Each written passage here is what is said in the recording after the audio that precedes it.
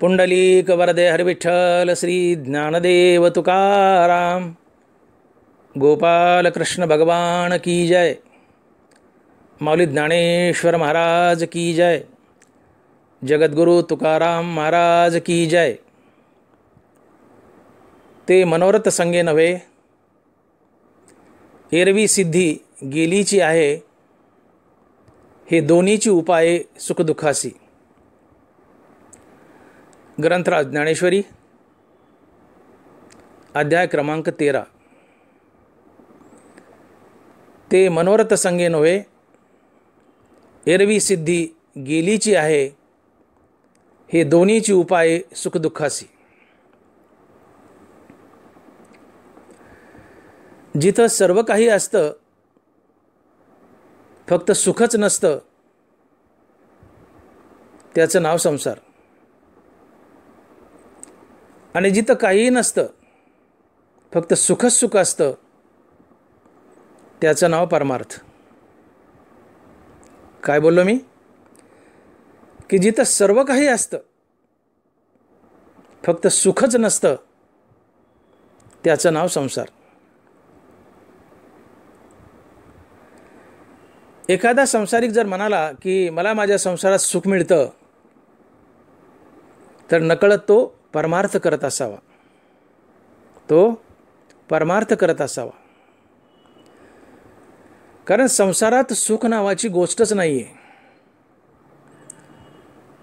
आणि म्हणून तुकोबाराय बोलले की दुःख बांधवडी आहे हा संसार, सुखाचा विचार नाही कोठे. ज्ञानोबराय म्हणतात, मृत्युलोकी सुखाची कहाणी ऐकविजेल कवनाचे श्रवणी, कैची सुखनिद्रा अंथरुणी इंगळाच्या. हा संसार किती दुःखानं भरलाय. ज्ञानोबराय उदाहरण सांगतायत.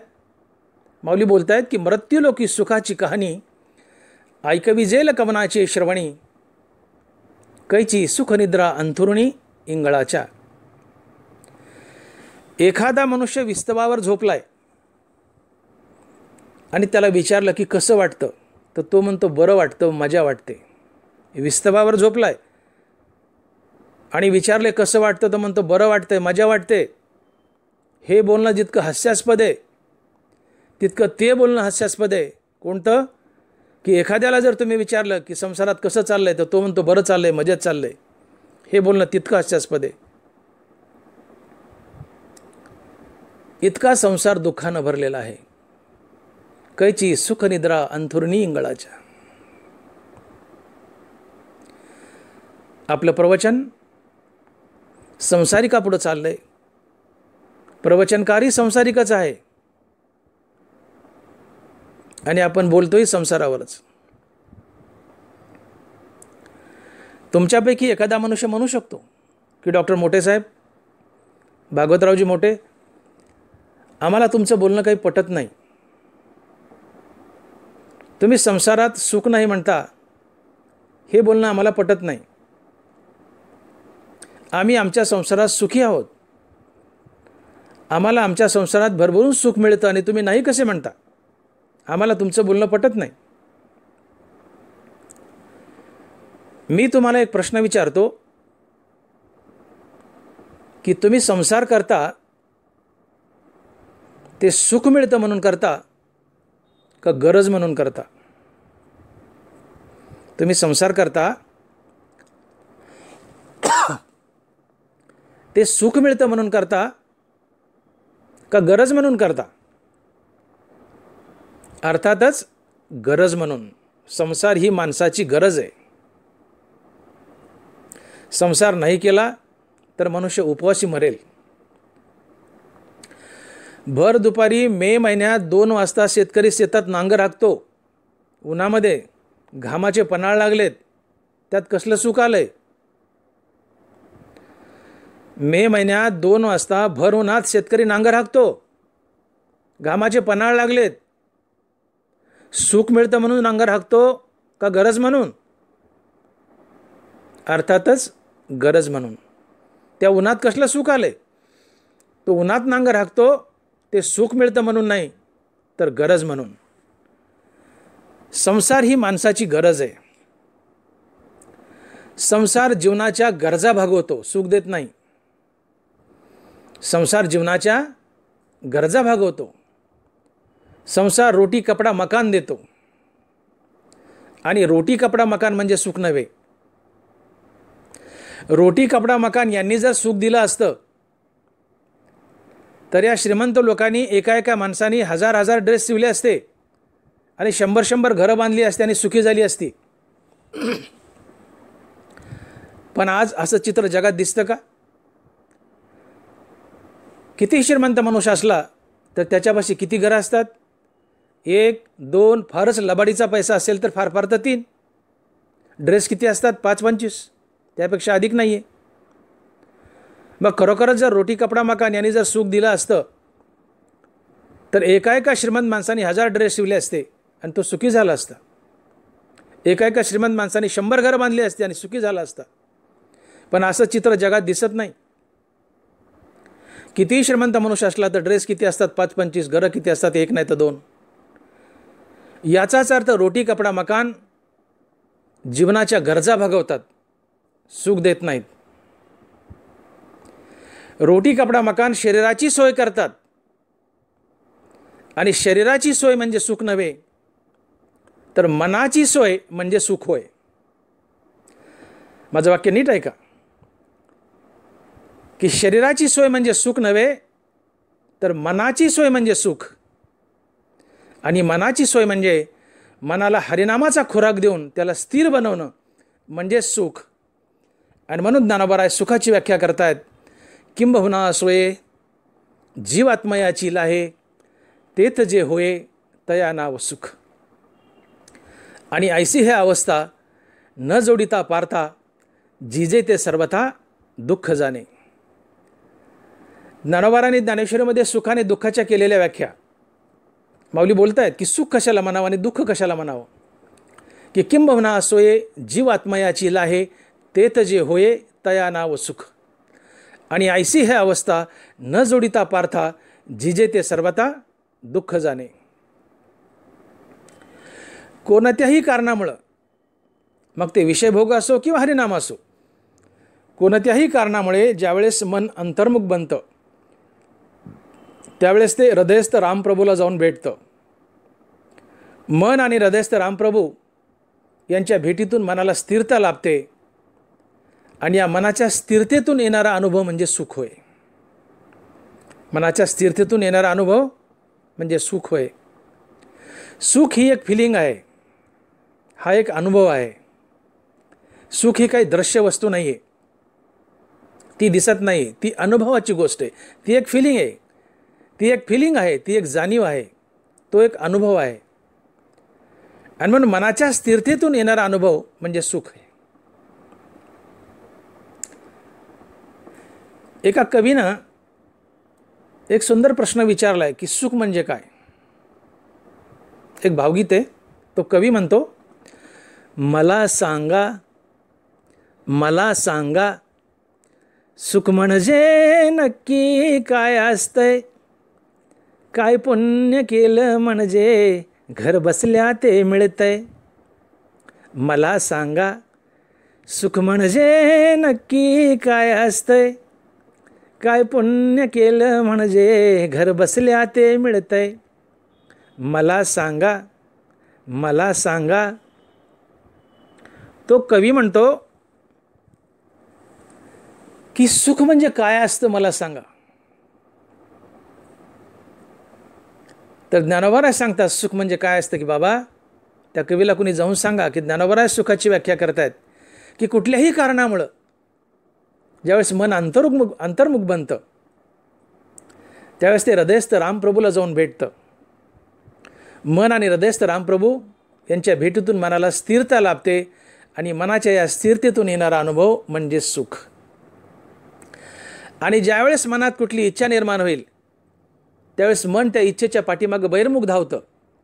मन आणि हृदयस्थ राम यांची ताटातूट होते आणि तो इच्छित विषय मिळेपर्यंत मन बेचैन आणि अस्थिर असतंय. आणि मनाची ही बेचैनी आणि अस्थिरता म्हणजेच दुःख. मनाची स्थिरता म्हणजेच सुख, मनाची अस्थिरता म्हणजेच दुःख. ज्ञानोबारांनी ज्ञानेश्वरीमध्ये केलेल्या व्याख्या. सुख आणि दुःखाच्या. किंबहुना सोये जीवात्मयाची लाहे, ते तजे होये तया नाव सुख. आणि ऐसी हे अवस्था न जोडिता पार्था, जिजे ते सर्वथा दुःख जाणे. त्या वरच्या उईकडे बोट केले की कुठल्याही कारणामुळे ज्यावेळेस मन अंतर्मुख बनतं त्यावेळेस ते हृदयस्थ रामप्रभूला जाऊन भेटतं. मन आणि हृदयस्थ रामप्रभूच्या भेटीतून मनाला स्थिरता लाभते आणि मनाच्या या स्थिरतेतून येणारा अनुभव म्हणजेच सुख होय. या उईकडे बोट केले ज्ञानोबरायांनी आणि म्हटलं की अशी अवस्था ज्याला जोडता येत नाही, अर्थात ज्याला मनाची अंतर्मुखता साधता येत नाही, ज्याचं मन सतत बहिर्मुख धावतं, या अवस्थेला दुःख म्हटलंय. आणि ऐसी हे अवस्था न जोडिता पार्था, जिजे ते सर्वथा दुःख जाणे. ज्ञानोबरांनी सुख आणि दुःखाच्या केलेल्या ज्ञानेश्वरीतल्या या व्याख्या. संसारात आम्हाला जे प्राप्त असतं किंवा जे प्राप्त होतं त्याला आम्ही सुख हे नाव देत असतो. ते एक प्रकारचं दुःखच असतं, पण त्याला आम्ही सुख हे नाव देत असतो. उदाहरणार्थ आम्ही हॉटेलमध्ये गेलो आणि दुधाची ऑर्डर दिली. अरे दोन दूध आण, वेटरला सांगितलं 2 दूध आण. वेटरने दूध आणलं. आपण हॉटेलमध्ये दूध पितो ते एक प्रकारे पांढरं पाणीच असते, ते खरं दूध नसतंच. आपण खरं दूध घरी पितो ते खरं दूध असते, पण हॉटेलमध्ये पितो ते पांढरं पाणी असते. दुधात किंवा पाण्यात उगा थोडंसं दूध टाकून एक प्रकारे ते पांढरं पाणीच असते. आपण खरं दूध पितो ते घरी पितो किंवा घरी पितो ते दूध असते आणि हॉटेलमध्ये पितो ते पांढरं पाणी असते. आपण काय म्हणतो? हॉटेलमध्ये पितो ते पांढरं पाणी असते, पण आपण काय म्हणतो? आम्ही दूध पिलो. पिलाय पांढरं पाणीच, पण म्हणतो काय? आम्ही दूध पिलो. आपण घरी पितो ते दूध असते, हॉटेलमध्ये जे पिलोय त्याला दूध हे नाव देत असतो. ते असतं पांढरं पाणी, पण दूध हे नाव देत असतो. तसं संसारात असतं दुःख, पण जे मिळाले त्याला आम्ही नाव देत असतो सुख. म्हणून संसारात जे प्राप्त होतं ते एक प्रकारचं दुःखच असतं, पण आम्ही त्याला नाव देत असतो सुख.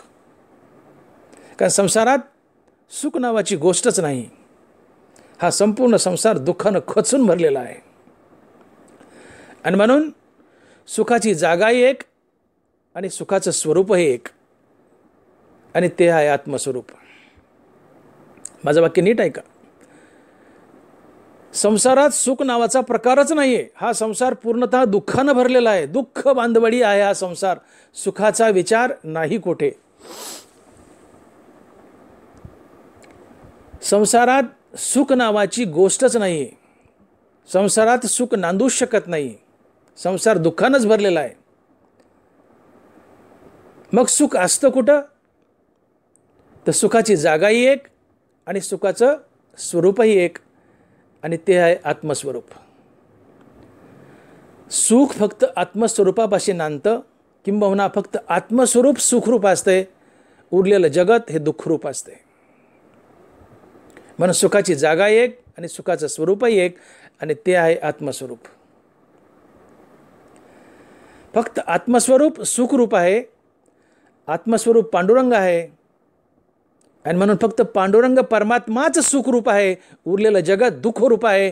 आणि म्हणून तुकोबाराय म्हणाले की सुखरूप ऐसा दुजा कोण सांगा, माझ्या पांडुरंगासारखा तो. काय बोलले तुकोबाराय?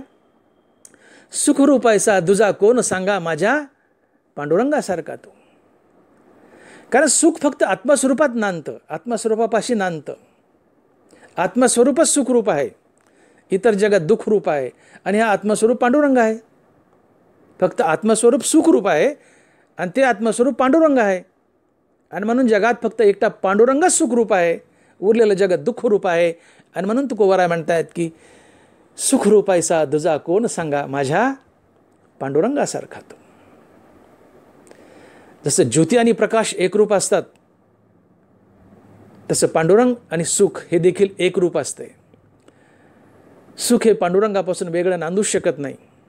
फक्त पांडुरंगाच सुखरूप आहे, उरलेलं जगत दुःखरूप आहे. आणि म्हणून तुकोबाराय बोलले की दुःख बांधवडी आहे हा संसार, सुखाचा विचार नाही कोठे. म्हणून अवघं जगत दुःखरूप आहे. या जगतात, या विश्वात सुखरूप जर कोण असेल तर तो फक्त पांडुरंग आणि पांडुरंगाचं नाव. या दोन गोष्टी सोडल्या तर जगात उरलेलं जगत सगळं दुःखरूप आहे. फक्त पांडुरंग आणि पांडुरंगाचं नाव सुखरूप आहे. आणि म्हणून तुकोबाराय बोलतायत की सुखरूप आहेसा तुझा कोण सांगा, माझ्या पांडुरंगासारखा तो. आणि या सुखाला ज्ञानोबाराय सिद्ध म्हणतात. काय म्हणतात? सिद्ध. ते मनोरथ संगे नव्हे, एरवी सिद्धी गेलीची आहे, हे दोन्हीची उपाये सुखदुःखासी. आजची ओवी, आजच्या प्रवचनाची ओवी. ते मनोरथ संगे नव्हे, एरवी सिद्धी गेलीची आहे, हे दोन्हीची उपाये सुखदुःखासी. ज्ञानोबारायाने या ओवीमध्ये सुखाला सिद्ध म्हटलंय. ते मनोरथ संगे नव्हे, एरवी सिद्धी गेलीची आहे, एरवी सिद्धी गेलीची आहे. सुखाला ज्ञानोबाराय सिद्ध म्हणतात. सिद्ध या शब्दाचा अर्थ होतो जे जन्मताच प्राप्त असते, आणि जे जन्मानंतर प्राप्त करून घेतल्या जातं ते साध्य असते. आई आम्हाला जन्मताच प्राप्त आहे म्हणून ती सिद्ध आहे. बहीण भाऊ जन्मानंतर प्राप्त होतात म्हणून ते साध्य आहेत. जे आमच्या शरीराला जोडून आले, जे जन्मताच आम्हाला प्राप्त आहे ते सिद्ध असतं. आणि तुकोबाराय सुखाला, ज्ञानोबाराय सुखाला सिद्ध म्हणतायत. ज्ञानोबाराय सुखाला सिद्ध म्हणतायत.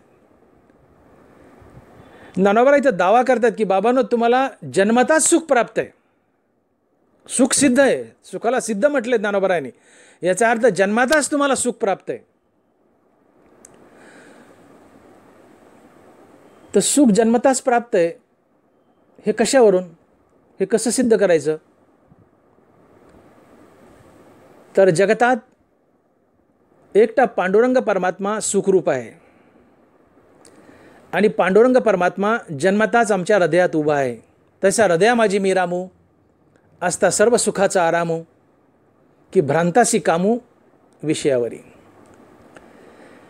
तसा हृदया माझी मी रामू, असता सर्व सुखाचा आरामू.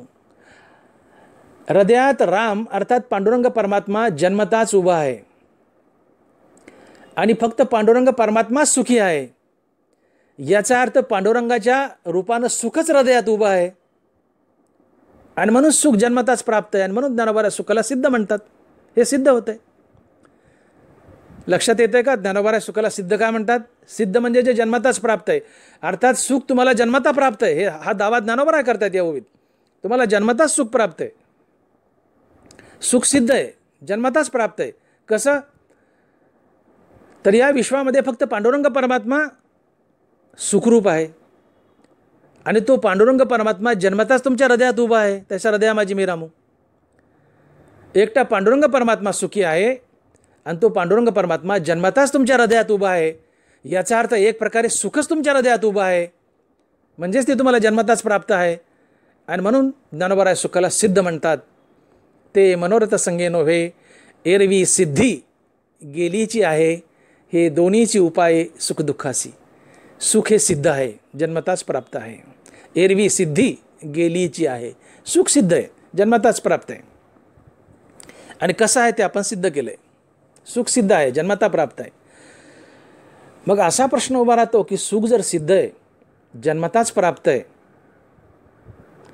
तर मग या सुखाचा अनुभव आम्हाला का येत नाही? सुखासाठी आम्ही वनवन का भटकतो? सुखासाठी आमचे चेहरे का सुकलेत? सुखासाठी आम्ही सासूरवासी का आहोत? तुम्हाला सासूरवासी शब्दाचा अर्थ माहिती आहे का? नवीन लग्न झालेल्या सुनाला सासूरवासी म्हणतात. तिला सासूरवासी का म्हणतात माहिती आहे का? सासूरवासी या शब्दाचा अर्थ होतो सगळं काही आपल्या मालकीचं आहे, पण आपल्या मालकीचं असूनही आपल्या इच्छेनं त्याचा उपभोग घेता न येणं म्हणजे सासूरवास. नीट आहे का? सगळं आपल्या मालकीचं आहे, परंतु आपल्या मालकीचं असून देखील आपणाला स्वइच्छेने त्या वस्तूचा किंवा त्या संपत्तीचा उपभोग घेता न येणं म्हणजे सासरवास. सगळी जायदाद सुनेच्या मालकीची आहे, ती भावी मालकी नाही. सगळी जायदाद सुनेच्या मालकीची, तरीसुद्धा तिला स्वइच्छेनं त्या संपत्तीचा उपभोग घेता न येणं म्हणजे सासुरवास. तुम्हाला एक दृष्टांत सांगतो म्हणजे लक्षात येईल. सकाळची रामपहाऱ्याची वेळ, सकाळचा प्रहर. एक सासूबाई तांबडं फुटलेलं होतं, सकाळी सकाळी स्नान करून तुळशीची पूजा करून तुळशीला प्रदक्षिणा घालत होती. मी काय बोलतोय, सासुरवास या शब्दाचा अर्थ मी सांगतोय, एक दृष्टांत सांगतोय. सासुरवास म्हणजे काय? सकाळी रामपाऱ्यात एक सासू स्नान करून तुळशीची पूजा करून तुळशीला प्रदक्षिणा घालत होती आणि बाजूलाच चौकामध्ये सून भांडे घासत होती. तेवढ्याच एक भिकारीन दारात आली आणि म्हणाली, अहो मालकीनबाई, ताक केलं असलं तर वाढावं. आता सकाळची वेळ होती. सकाळची वेळी जुन्या काळी ताक हे रामपाऱ्यात केलं जायचं. आता कधी केलं जातं, दुपारा तिसरा पारा, आणि ते मिक्सरने करतात. सध्या काळ बदलला आहे. मी जुन्या काळचं बोलतोय. तो डेरा, त्यातलं ते दही, त्यातली ती रवी, ती घुसळणारी बाई, ती दोरी, यशोदामाई आठवते. ताक सकाळी रामपाऱ्यात केले जायचं. सकाळची वेळ रामपारा. भाकरी उशिरा केल्या जातं, 8-9 वाजता. सकाळी ताक सकाळी केल्या जातं. सकाळची वेळ. बाई आली, म्हणली, मालकीनबाई ताक केलं आहे का हो? ताक केलं असलं तर वाढा. तर सुनेला वाटलं सासूबाई तुळशीला प्रदक्षिणा घालतायत, त्यांच्या भक्तीत अडथळा नको म्हणून सून पटकन उठली, भांडे घासता घासता दारात गेली आणि त्या भिकारीला म्हणाली, अहो भिकारीन मावशी, आज काही ताक केलं नाही, उद्या करणार आहेत, उद्या या, उद्या ताक वाढू. आज ताक केलं नाही. भिकारीने हे ऐकलं आणि ती पुढे चालू लागली. भिकारीन बरीचशी दूरही गेली. पण आज ताक केलं नाही हे सुनेने भिकारीला सांगितलंय, हे शब्द सासूच्या कानावर पडले. सासूने रामनाम सोडलं, प्रदक्षिणा सोडल्या, सगळं सोडलं, दारात पळत आली. म्हणले, ए भिकारीन, माघारी आहे. भिकारीन माघारी आली. म्हणले, का हो मालकीनबाई? म्हणले, आज ताक केलं नाही. म्हणले, हे सुनबाईने सांगितलंच होतं ना. म्हणले, ती कोण सांगणारी? टवळी. ती कोण सांगणारी की ताक केलं नाही? याला सासूची जात म्हणतात. याला काय म्हणतात? सासूची जात. हो, सगळी जायदाद सुनेच्या मालकीची आहे, ती भावी मालकीन आहे. सगळ्या जायदादीची मालकीन असूनही आज ताक केलं नाही एवढं सुद्धा सांगण्याचा अधिकार नाही आहे. याला सासुरवास म्हणतात. सगळं आपल्या मालकीचं आहे आणि आपल्या मालकीचं असूनही आपल्याला त्याचा स्वइच्छेने उपभोग घेता न येणं म्हणजे सासुरवास. सगळी जायदाद सुनेच्या मालकीची आहे, पण तरी केवळ ताक केलं नाही एवढं सुद्धा सांगण्याचा अधिकार नाही आहे. याला म्हणतात सासुरवास. तसं उदाहरण जसं मी दिलं की सगळी जायदाद आपल्या मालकीची आहे, सगळ्या वस्तू आपल्या मालकीच्या आहेत, पण आपल्या मालकीच्या असूनही आपल्या इच्छेनं त्याचा उपभोग घेता न येणं म्हणजे सासरवास. आणि जीवसुखाच्या बाबतीत तिथं सासरवासी आहे. आणि म्हणून तुकोबारा देवाकडे गारानं म्हणतात की कागा सासुरवासी मज केले भगवंता, आपुली या सत्ता स्वाधीनता ते नाही. काकड्याचा अभंग आहे. तुकोबारा देवाकडे तक्रार करतात, गारानं म्हणतात की देवा, तू आमच्या हक्काचा देव, आमच्या हृदयात जन्मताच उभा आहे. तुझ्या रूपानं सुखही आमच्या हृदयात जन्मताच उभं आहे. देवा, तू जन्मताच हृदयात उभा आहे, तुझ्या रूपानं सुखही जन्मताच हृदयात उभं आहे. पण तरीसुद्धा आमचा देव, आमच्या मालकीचा देव आणि आमच्या मालकीचं सुख जन्मताच हृदयात उभं असूनही आम्हाला त्या सुखाचा आमच्या इच्छेने स्वइच्छेने उपभोग का घेता येत नाही? देवा, तू आम्हाला असं सुखाच्या बाबतीत सासुरवासी का केलंय? देवापुढं तुकोबाराय गारानं मांडतायत आणि तुकोबाराय बोलतायत, कागा सासुरवासी मज केले भगवंता, आपुलिया सत्ता स्वाधीनता ते नाही. तक्रार केली देवाकडं, कागा सासुरवासी मज केले भगवंता, आपुलिया सत्ता स्वाधीनता ते नाही. देवा, तू आमच्या मालकीचा देव आहे, जन्मताच आमच्या हृदयात उभं आहे आणि तुझ्या रूपानं सुखही जन्मताच हृदयात उभं आहे. तू आमच्या मालकीचा आहे, सुख आहे आमच्या मालकीचं आहे, जन्मताच हृदयात उभं आहेत. आमचं असून आम्हाला का भोगता येत नाही? आमचा देव, आमचं सुख जन्मताच हृदयात उभं आहे, तरी आम्हाला त्या सुखाचा उपभोग घेता येत नाही. देवा, असं आम्ही सुखाच्या बाबतीत सासुरवासी का? तर याचं उत्तर ज्ञानोबाराय देत आहेत आजच्या ओवीत. आणि माऊली बोलतायत की जीव सुखाच्या बाबतीत सासुरवासी का आहे? तर ज्ञानोबाराय बोलतायत की ते मनोरथ संगे नोहे, एरवी सिद्धी गेलीची आहे, हे दोन्हीची उपाय सुखदुःखासी. जीव सुखाच्या बाबतीत सासुरवासी का आहे, तर ज्ञानोबा आजच्या ओवीत पहिल्या चरणात उत्तर देत आहेत, ते मनोरथ संगे नोहे. मनोरथ म्हणजे इच्छा, मनोरथ म्हणजे इच्छा. ते मनोरथ संगे नोहे. इच्छेसोबत सुख नसतं आणि इच्छेच्या अभावात निरंतर सुख असतं. इच्छा ही दुःखाला कारणीभूत असते आणि इच्छेचा अभाव हा सुखाला कारणीभूत असतो. ते मनोरथ संगे नोहे. इच्छेसोबत सुख नसतं.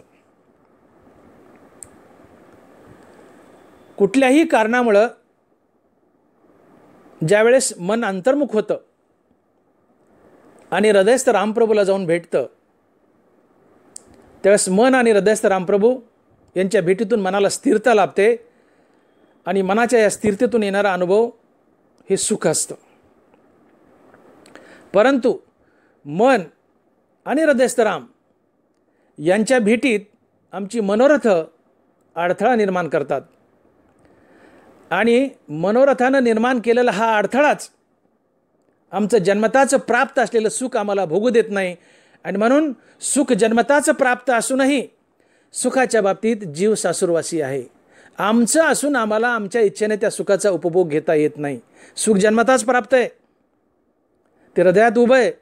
पांडुरंग हृदयात उभं आहे जन्मताच. पांडुरंगाच्या रूपानं सुख आहे हृदयात उभं आहे. पण जन्मताच पांडुरंग आणि सुख दोन्ही आमच्या हृदयात उभे असतानाही आमचं सुख असून आम्हाला ते उपभोगता येत नाही. याचं कारण मन आणि आत्मा यांच्या भेटीत आमची मनोरथ, आमच्या इच्छा अडथळा निर्माण करतात आणि मनोरथानं निर्माण केलेला हा अडथळा आमचं जन्मताच प्राप्त असलेलं सुख आम्हाला भोगू देत नाहीत. आणि म्हणून ज्ञानोबा बोलत आहेत की ते मनोरथ संगे नोहे. इच्छेसोबत सुख नसतं. इच्छा सुखाला आडव्या येतात. कुठल्याही कारणामुळे ज्यावेळेस मन अंतर्मुख बनतं त्यावेळेस ते हृदयस्थ रामप्रभूला जाऊन भेटतं. मन आणि हृदयस्थ राम यांच्या भेटीतून मनाला स्थिरता लाभते आणि मनाच्या या स्थिरतेतून येणारा अनुभव म्हणजे सुख असते. परंतु मनात जर कुठली इच्छा निर्माण झाली तर मन या इच्छेच्या पाठीमागे बहिर्मुख धावतं. मन आणि आत्मा यांची ताटातूट होते आणि जोपर्यंत इच्छित विषय प्राप्त होत नाही तोपर्यंत मन बेचैन आणि अस्थिर असते. आणि मनाची ही बेचैनी आणि अस्थिरता म्हणजेच दुःख. मनाची बेचैनी आणि मनाची अस्थिरता म्हणजेच दुःख. आणि म्हणून ज्याला मन अंतर्मुख करून ठेवता आलं तो निरंतर सुखी असतो आणि ज्याला मन अंतर्मुख करून ठेवता नाही आलं तो निरंतर दुःखी असतो. आणि म्हणून साधुसंत जे असतात, महात्मे जे असतात, ते जगतात बाहेर सुख शोधत नाहीत. आणि म्हणून ज्ञानोबा बोलले की वार्षे विन सागरू जैसा जळे नित्य निर्भरू तैसा निरुपचारी संतोषी जो. ज्ञानोबाच्या ओळीकडे लक्ष द्या. वार्षे विन सागरू जैसा जळे नित्य निर्भरू तैसा निरुपचारी संतोषी जो. वार्षे विन सागरू, 10 वर्ष दुष्काळ पडू द्या, पाण्याचा थेंब पडला नाही. 10 वर्ष दुष्काळ पडला, समुद्र फुटभरही कमी होत नाही. 10 वर्ष अतिवृष्टी झाली, समुद्र फुटभरही वाढत नाही. समुद्री रेखा न ओलांडावी, पृथ्वी भूते व्हावी, ही आज्ञा माझी. देव बोलतायत, कृष्ण बोलतायत. समुद्री रेखा न ओलांडावी. 10 वर्ष पाऊस पडलाय, अति पाऊस पडलाय, फुटभर समुद्र वाढत नाही. 10 वर्ष दुष्काळ पडलाय, फुटभर समुद्र कमी होत नाही. तो स्वयंभू आहे, त्याला बांधले देवाने. तू कमी होऊ नको, वाढू नको, आहे तिथं जसाच तसंच राहा. म्हणून तो आटत नाही वाढत नाही. किती पाऊस पडो नाही तर दुष्काळ पडो. नद्या पाणी वाहून आणो अथवा न आणो, नद्यांच्या पाण्याची मदत न घेता समुद्र सातत्याने स्वयंभू आणि तुडुंब भरलेला असतो, तृप्त असतो. तसं बाह्य साधनाची मदत न घेता संत महात्मे केवळ हरिनामानी सदैव तुडुंब तृप्त आणि आनंदी असतात. वार्षी विन सागरू जैसा जळे नित्य निर्भरू तैसा निरुपचारी संतोषी जो. निरुपचारी संतोषी जो. बाहेरच्या औपचारिकतेची, बाहेरच्या साधनाची, संसारिक साधनाची, धन दौलत, पैसा आदला मुलबाळ कशाची मदत न घेता केवळ आणि केवळ हरिनामावर संत महात्मे तृप्त असतात, आनंदी असतात. त्या समुद्रासारखं नद्यांच्या पाण्याची मदत न घेता जसा समुद्र तुडुंब भरलाय आणि तृप्त आहे, तसा महात्मा किंवा साधू संत बाह्य साधनाची मदत न घेता सदैव तुडुंब आणि तृप्त असतो, आनंदी असतो. कशाच्या बळावर? केवळ हरिनामाच्या बळावर. आणि म्हणून महात्मे जगतात बाहेर सुख शोधत नाहीत, ते अंतकरणात सुख शोधतात. आणि म्हणून ज्ञानोबांनी म्हटलंय की बाह्याची भाष नेनिजेची निशेष, अंतरी सुख एकाती. अंतरी सुख एकाती. सुख हे हृदयात आहे. सुख आत शोधा, बाहेर शोधू नका. आत शोधा म्हणजे मनाची अंतर्मुक्त साधा. ज्याला मन अंतर्मुख करून ठेवता आलं त्याचं मन निरंतर अंतर्मुख आहे. रामनामानं निरंतर मन अंतर्मुख राहतं. ज्याला अंतर्मुखता साधता आली ते अंतर्मुख झालेलं मन हृदयस्थ परमात्म्याला रामप्रभूला जाऊन भेटतं. आणि हृदयस्थ राम आणि मन यांच्या भेटीतून मनाला स्थिरता लाभते. आणि मनाच्या या स्थिरतेतून येणारा अनुभव हे सुख असते. आणि मग मनाची स्थिरता साधा. आणि ती ज्यावेळेस मन अंतर्मुख होईल तेव्हा साधता येते. आणि मनाची स्थिरता हे सुख असते, मनाची अस्थिरता हे दुःख असते. अर्थात कुठल्याही कारणामुळं ज्यावेळेस मन अंतर्मुख होईल त्यावेळेस ते हृदयस्थ रामप्रभूला जाऊन भेटेल. मन आणि हृदयस्थ राम यांच्या भेटीतून मनाला स्थिरता लाभेल. आणि मनाच्या स्थिरतेतून येणारा अनुभव हे सुख असते. आणि ज्यावेळेस मनात कुठल्या तरी इच्छा उठतील त्यावेळेस मन त्या इच्छेच्या पाठीमागे धावतं. मन आणि हृदयस्थ राम यांची ताटातूट होते. इच्छित विषय मिळेपर्यंत मन बेचैन आणि अस्थिर असतं. आणि मनाची ही बेचैनी अस्थिरता हेच दुःख असते. आणि म्हणून मनाची स्थिरता आणि मनाची अस्थिरता या दोन गोष्टीच सुखदुःखाला कारणीभूत आहेत. आणि म्हणून ज्ञानोबा म्हणतात की हे दोन्हीची उपाये सुखदुःखासी. उवीकडे लक्ष द्या. ते मनोरथ संगे नव्हे, एरवी सिद्धी गेलीची आहे. हे दोन्हीची उपाय सुखदुःखासी. सुखदुःखाला ह्या दोनच गोष्टी कारणीभूत आहेत म्हणले. कोणत्या? हे दोन्हीची उपाय सुखदुःखासी. कोणत्या गोष्टी? मनाची स्थिरता आणि मनाची अस्थिरता. इच्छा मनाला अस्थिर बनवते, इच्छेचा अभाव मनाला स्थिर बनवतो. म्हणून इच्छा ही दुःखाला कारणीभूत आहे, इच्छेचा अभाव सुखाला कारणीभूत आहे. इच्छेतून मनाची अस्थिरता आणि इच्छेच्या अभावातून मनाची स्थिरता. तात्पर्य मनाची स्थिरता आणि मनाची अस्थिरता या दोन गोष्टीच सुखदुःखाला कारणीभूत आहेत.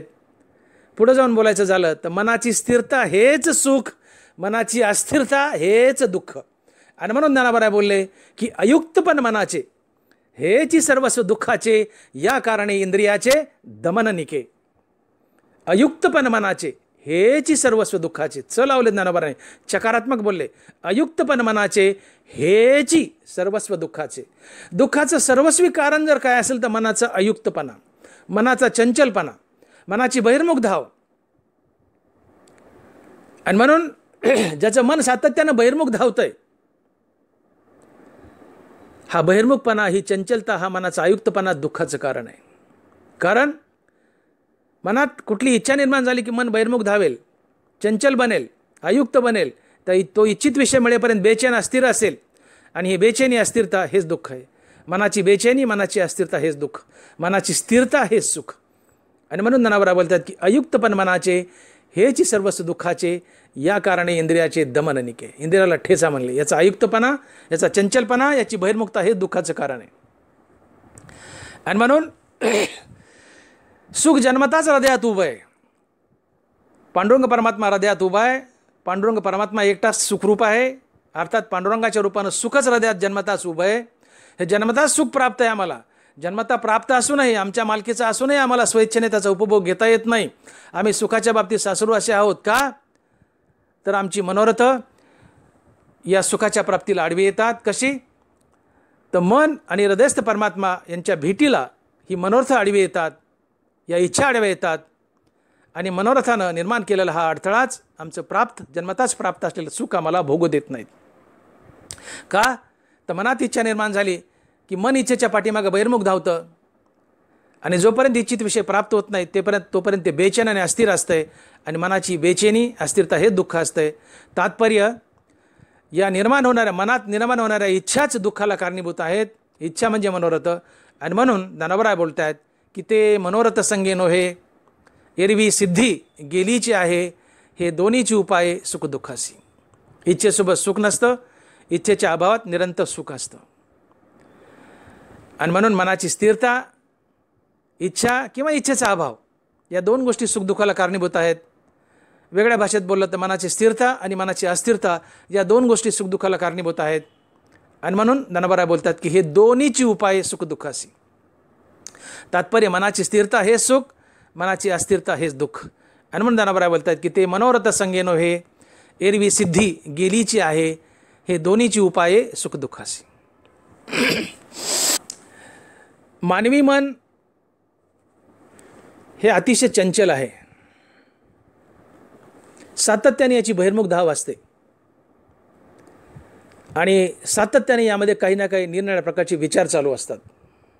हे अतिशय तप्त आहे, अतिशय गरम आहे, अतिशय चंचल आहे. याची सतत बहिर्मुख धाव आहे.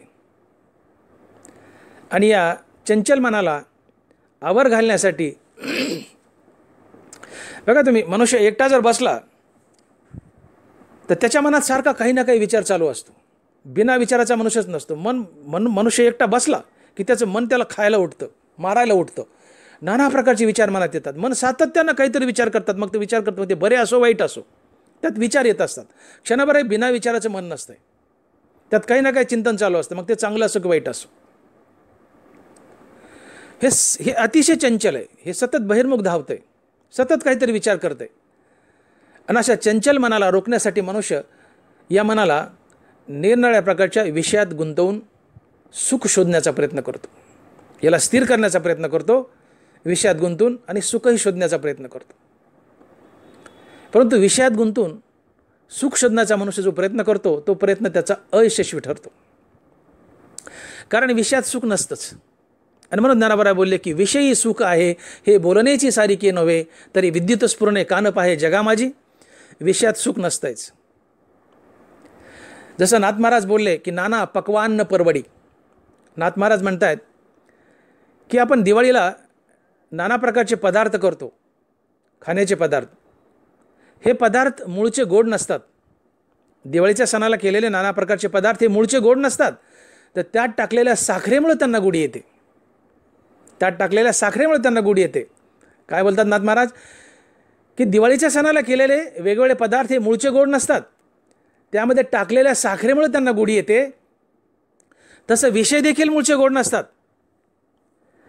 तर विषय सेवन करताना मन अंतर्मुख होतं आणि अंतर्मुख झालेलं मन हृदयस्थ रामप्रभूला जाऊन भेटतं. मन या हृदयस्थ रामप्रभूपासून सुखाचा प्रभाव वाहून आणतं आणि विषयात मांडतं आणि विषयाला गोडी आणतं. विषय मूळचे सुख पण असतात.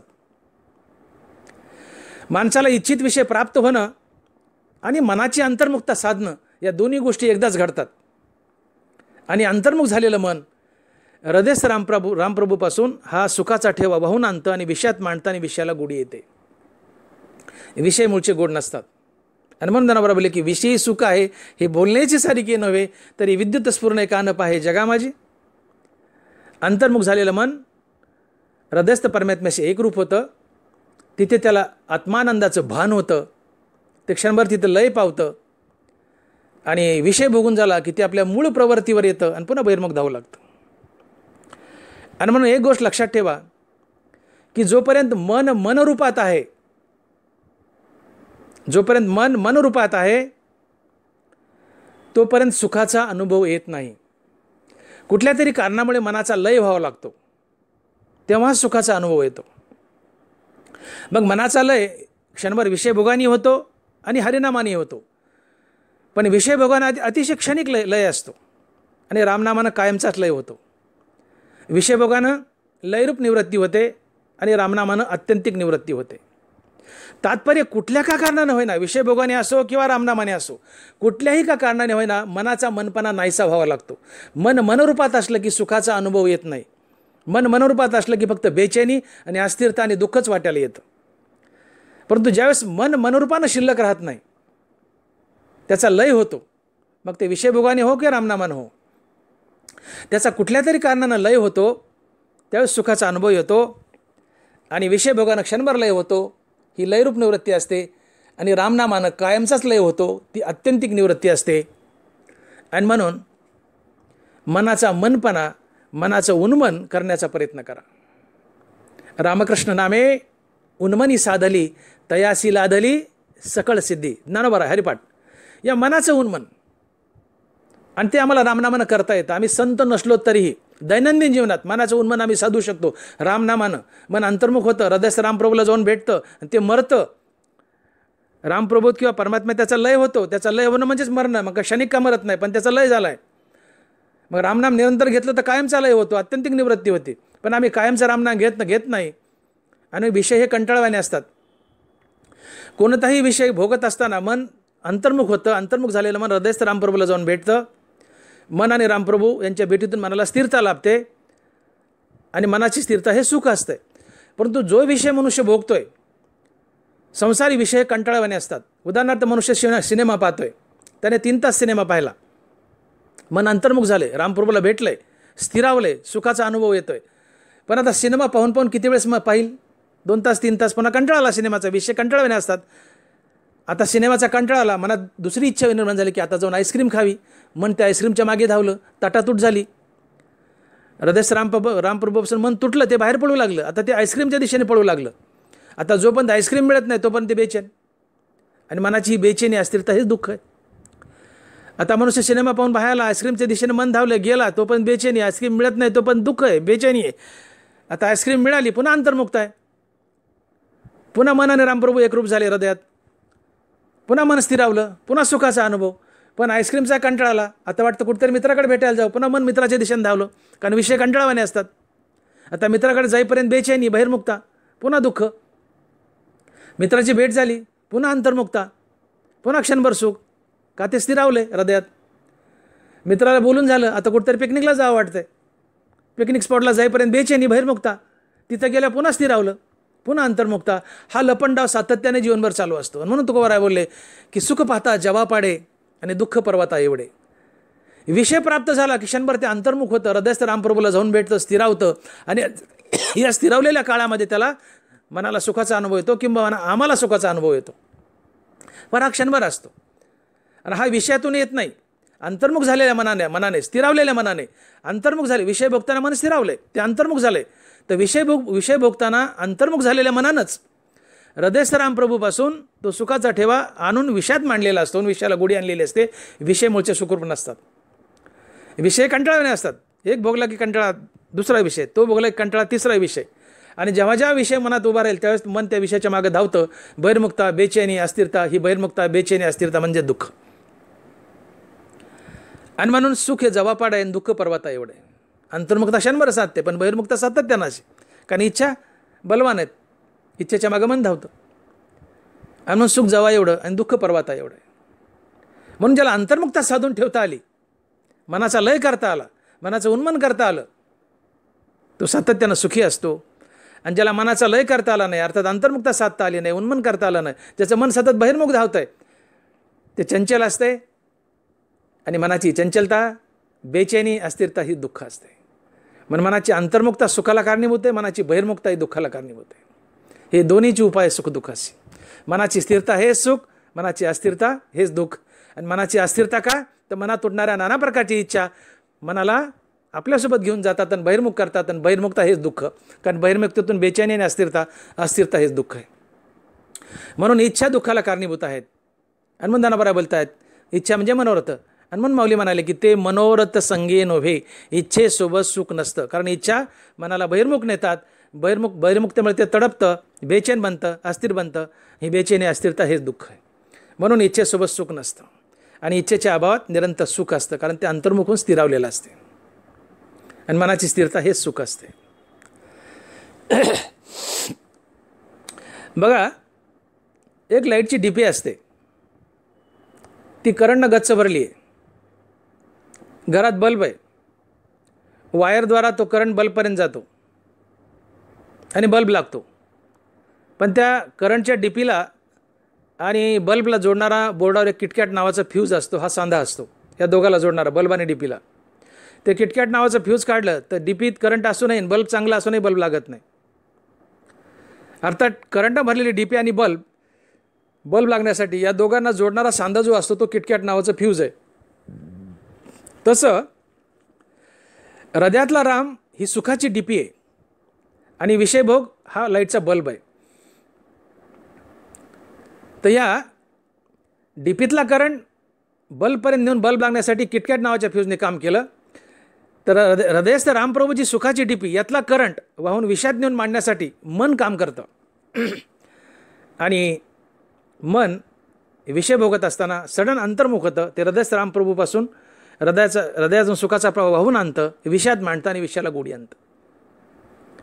आणि म्हणून विषय मूळचे गोड नसतात, त्याला गोडी आणलेली असती अंतर्मुख झालेल्या मनानं. ते विषय भोगताना मन अंतर्मुख बनतं सडन, आणि ते हृदयस्थ रामप्रभूचे एकरूप होऊन हृदयातून सुखाचा ठेवा आणून विषयात मांडतं आणि विषयाला गोडी येते. तुम्हाला एक उदाहरण सांगतो. एक मनुष्य गुलाबजामुन खात होता. गुलाबजामुन खाताना मोठ्या मटक्या मारत होता, आनंदानं गुलाबजामुन खात होता. मटक्या मारत गुलाबजामुन खातोय, तेवढ्यात त्याची बायको पळत आली आणि मोठ्यानं रडू लागली आणि म्हणली, धनी आपले दोन्ही बैल मेले, आपले दोन्ही बैल मेले. ही बातमी ऐकताच त्या माणसानं गुलाबजामुनचं ताट पुढं ढकललं आणि मोठ्यानं रडू लागला, ओक्साबोक्सी रडू लागला. आता बाजूला बसलेली माणसं होते, ते म्हणाले, मामा खा ना गुलाबजामुन. तो म्हणतो, आता कसे खा वाटतील? म्हणले का? म्हणले आता कसे खा वाटतील? म्हणले का? त्यातली का साखर पडून गेली का पाक पडून गेला? तेच गुलाबजामुन बैल मारायच्या आधी गोड लागत होते, आता बैल मेल्या गोड लागानात का बरं? साखर पडून गेली का? नाही, तेच गुलाबजामुन आहेत, तीच साखर आहेत, पण बैल मारायच्या आधी गोड लागत होते का? तर गुलाबजामुन खाताना हा विषय भोगताना मन अंतर्मुख झालं, हृदयस्थ रामप्रभूला जाऊन भेटलं आणि हृदयस्थ रामप्रभूपासून सुखाचा ठेवा वाहून आणून त्या गुलाबजामुनमध्ये मांडला. आणि म्हणून गुलाबजामुन गोड लागत होते, साखरेमुळे गोड लागत नव्हते. आता ती साखर आहे ना गुलाबजामुनमध्ये, पण बैल मेले या बातमीने हृदयस्थ रामप्रभूपासून मन तुटलं आणि बैलाच्या दिशेने धावलं, मेलेल्या बैलाच्या दिशेने धावलं. आत्मा आणि मन यांची ताटातूट झाली. रामप्रभूपासून मन तुटलं आणि बाहेर धावू लागलं बैलाच्या दिशेने. आता हृदयस्थ रामप्रभूपासून सुख वाहून आणून विषयात मांडण्यासाठी किंवा गुलाबजामुनमध्ये आणून मांडण्यासाठी तिथं मन नाही आहे. आधी गुलाबजामुन का गोड लागले? मनानं गुलाबजामुन खात असताना अंतर्मुख झालेल्या मनानं हृदयस्थ रामप्रभूपासून सुखाचा ठेवा वाहून आणला आणि गुलाबजामुनमध्ये मांडला. गुलाबजामुन गोड लागले, साखरेमुळे नाही, मनाने वाहून आले सुखामुळं. हृदयातून सुख वाहून आणलं आणि गुलाबजामुनमध्ये मांडलं, म्हणून गुलाबजामुन गोड लागले, साखरेमुळे नाही. कारण साखरेमुळे मनात आताही साखर आहेच ना, बैले मेले साखर आहेच, आता ती गोड लागणार का? तर आता हृदयस्थ रामप्रभूपासून सुखाचा प्रभाव वाहून आणून विषयात मांडण्यासाठी, गुलाबजामुनमध्ये मांडण्यासाठी तिथं मन नाही आहे, कारण मन बैलाच्या दिशेने धावलंय. आणि म्हणून विषय मूळचे सुखरूप नसतात, तर अंतर्मुख झालेल्या मनानंच हृदयस्थ रामप्रभूपासून सुखाचा ठेवा वाहून आणला असतो, विषयात मांडलेला असतो आणि विषयाला गोडी आणलेली असते. आणि म्हणून ज्ञानोबा म्हणतात की विषयी सुख आहे हे बोलण्याची सारिके नव्हे, तरी विद्युत स्फुरणे कानप आहे जगा माझी. विषयात सुख नसतंच, विषयाला गोडी येते. ती मनानं हृदयापासून अर्थात हृदयस्थ रामप्रभूपासून वाहून आलेला सुखाचा ठेवा विषयात मांडतं आणि विषयाला गोडी येते. विषय हे जर सुखरूप असले तर एका विषयानं सदा सर्व काळ एका माणसाला किंवा सगळ्या माणसाला सारखा अनुभव यावा, पण तसा येत नाही. बघा 10 माणसं आहेत, त्यातल्या एखाद्या माणसाला लोखंडाची सळई आहे, ती हातात घेतली तर 50 माणसं घ्या सारखाच चटका देईल. तसं 50 माणसं आहेत, त्यातल्या एका माणसाला दारू प्यायला द्या, तो आनंदानं मटक्या मारत दारू पिईल, दुसरा नाकडोळे मोडत पिईल, तिसरा दारूचा ग्लासच फेकून देईल. का बरं? एकाने मटक्या मारत पिली, एकाने नाकडोळे मोडत पिली आणि एकाने फेकूनच दिला ग्लास. याचा अर्थ विषय हे सर्व काळी सर्वांना सारखं सुख देत नाहीत, कारण विषयात सुख नसतंच. का? तर विषय भोगत असताना अचानक मन अंतर्मुख होतं, ते हृदयस्थ रामप्रभूला जाऊन भेटतं. मन आणि रामप्रभू यांच्या भेटीतून मनाला स्थिरता लाभते. मनाची ही स्थिरता हेच सुख असते आणि हेच मन, स्थिरावलेलं मन हृदयस्थ रामप्रभूपासून सुखाचा ठेवा वाहून आणतं आणि विषयात मांडतं आणि विषयाला गोडी आणते. आणि म्हणून विषय गोड वाटतात. आणि म्हणून आपल्याला विषय भोगत असताना क्षणभर असं वाटतं की विषय सुख देतात. नाही, विषय सुख देत नसतात. अंतर्मुख झालेलं मन हृदयस्थ रामप्रभूपासून सुखाचा ठेवा वाहून आणतं, विषयात मांडतं आणि मग विषयाला गोडी येते. म्हणून विषयी सुख आहे हे बोलण्याची सारिके नव्हे, तरी विद्युत स्फुरणे कानप आहे जगा माझी. ज्ञानोबा आहे. सकाळी आम्ही नळ उघडतो, नळ उघडला की नळाला पाणी येतं.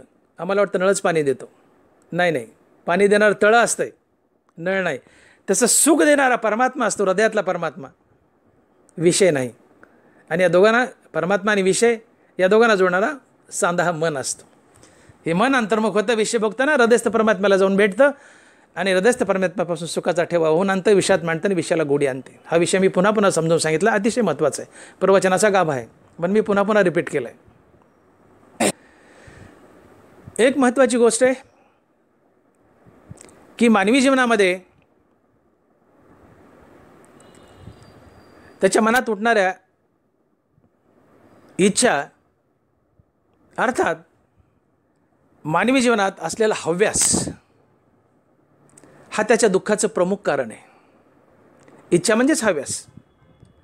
हव्यास आहे म्हणजेच इच्छा उठतात. मानवी जीवनात उठणाऱ्या नाना प्रकारच्या इच्छा, मानवी मनात उठणाऱ्या नाना प्रकारच्या इच्छा आणि हव्यास हे मानवी जीवाचं किंवा मानवी जीवनाचं दुःखाचं महत्त्वाचं कारण आहे. जीवन जगत असताना अल्पशा प्रमाणात, थोड्याफार प्रमाणात पैसा आवश्यकच आहे. पैसा आवश्यक नाही असं नाही आहे, पैसा आवश्यकच आहे. जीवन जगायला पैसा लागतो, पण अल्प प्रमाणात. मला सांगा, इच्छा तृष्णा तुम्हाला भरपूर पैसा मिळूनही देतील, पण ही तृष्णा तुम्हाला बेचैन करून अकालीच मारून टाकेल. मग कमी पैसा मिळून जास्त दिवस जगावं का जास्त पैसा मिळून तृष्णेमुळे लवकर मारावं, कोणतं अधिक फायद्याचं आहे हे तुम्हीच ठरवून मला कळवा. कमी पैसा मिळून जास्त दिवस जगावं का जास्त पैसा मिळून तृष्णेमुळे लवकर मारावं, कोणतं फायद्याचं आहे हे तुम्हीच ठरवा आणि मला कळवा. मला तर असं वाटतं की कमी पैसा मिळून जास्त दिवस जगावं हे जास्त फायद्याचं आहे. आणि म्हणून पैसा हा जीवनात आवश्यकच आहे, परंतु तो अल्पशा प्रमाणात, मर्यादित. नाव चालण्यासाठी पाण्याची आवश्यकता आहेच, पण पाणी जर नावेत शिरलं तर नाव बुडते. तसं जीवन जगण्यासाठी पैसा आवश्यकच आहे, पण पैसा जर मनात शिरला तर जीवनच बुडतं. आणि म्हणून भर्तृहरी महाराजाची 7 शल्ये आहेत, त्यातलं एक शल्य आहे, धनवानालाच धनाचा लोभ असतो. महत्त्वाचं शल्य, धनवानाला धनाचा लोभ असतो. तळे कमळाविन उदास दिसते, दिवसा चंद्र केविलवाना दिसतो, गोरा गोमटा पुरुष कलाहीन असतो, राजदरबारात गुंडाचं साम्राज्य असतं. अशी भर्तृहरी महाराजाची एकूण 7 शल्य. त्यातलं महत्त्वाचं शल्य की जे आज आपल्याला इथं थोडंसं सांगावंसं वाटतंय ते आहे, धनवानाला धनाचा लोभ असतो. जितका मनुष्य धनवान तितका धनाचा अधिक लोभी. जितका धनवान त्याच्या इच्छा, त्याची आशा तितकी बलवान असते. आणि मनात जेवढ्या आशा आणि इच्छा उठेल तितका तो दुःखी असतो. जितक्या मनात इच्छा आणि आशा उठतील तितका मनुष्य दुःखी असतो, कारण आशा ही दुःखाला जन्म देते. आणि म्हणून धनवान हा सातत्यानं दुःखी असतो. म्हणून धनावरा बोलले की आशा जैशी दुःखाते, व्याली निंदा दुरीते. निंदा पापाला जन्म देते, आशा दुःखाला जन्म देते. निंदा पापाला जन्म देते, आशा दुःखाला जन्म देते. मनात इच्छा आशा उठल्या की त्या इच्छेच्या मागे, आशेच्या मागे मन धावणार, ते बहिर्मुख धावणार. मन आणि हृदयस्थराम यांची ताटातूट होणार, त्या ताटातुटीतून ते बेचैन होणार. मनाची बेचैनी, अस्थिरता हेच दुःख आहे. म्हणून मनाची बहिर्मुखता, बेचैनी, अस्थिरता हेच दुःखाचं कारण आहे. आणि त्याचं कारण काय, तर मनात उठणाऱ्या नाना प्रकारचे विचार, मनात उठणाऱ्या इच्छा आणि मनात उठणाऱ्या आशा.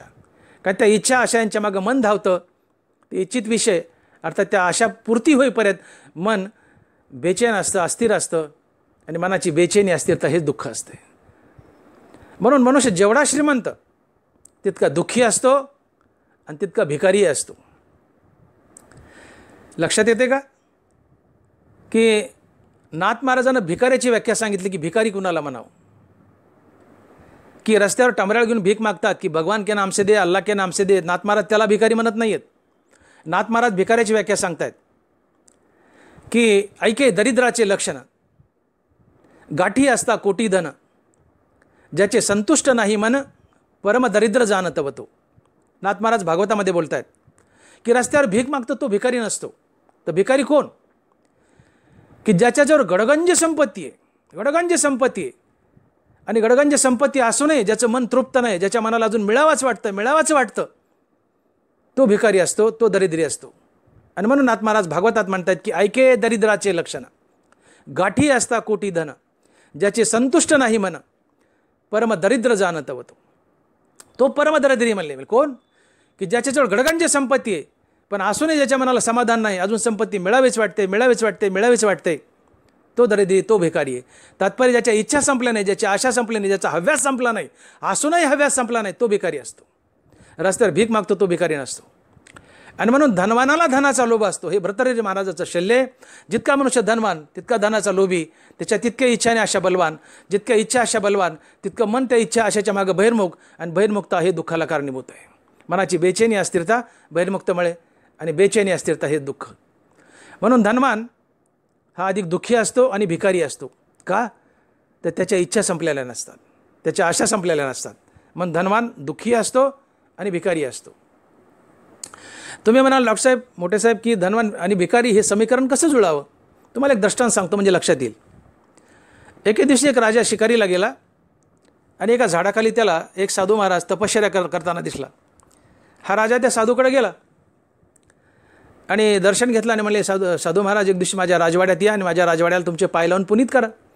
साधू म्हणला येतो. साधू पटकन तयार झाला. म्हणले उद्या सकाळी येतो सूर्योदयाच्या वेळेस. ठरल्याप्रमाणे सकाळी साधू बरोबर सूर्योदयाच्या वेळेस राजवाड्यात गेला आहे. हा साधूचे नोकरांना शिपायाने काही अडवलं नाही. साधू गेला नाही, सरळ राजा देवपूजा करत होता त्या देवपूजेच्या खोलीमध्ये गेला आहे आणि त्या राजापाशी जाऊन हा साधू बसला आहे. राजा देवाला म्हणतो, पांडुरंगा, महाराष्ट्र माझा आहे, आता मला गुजरात दे. देवा आता मला उत्तर प्रदेश दे. देवा आता मला मध्य प्रदेश दे. देवा आता मला जम्मू काश्मीर दे. नंतर इकडे दक्षिणेश्वरला देवा मला कर्नाटक दे. देवा मला तामिळनाडू दे. देवा मला आंध्र प्रदेश दे.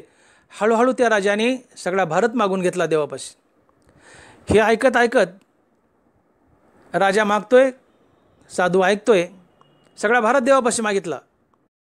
हे ऐकून साधू पटकन उठला.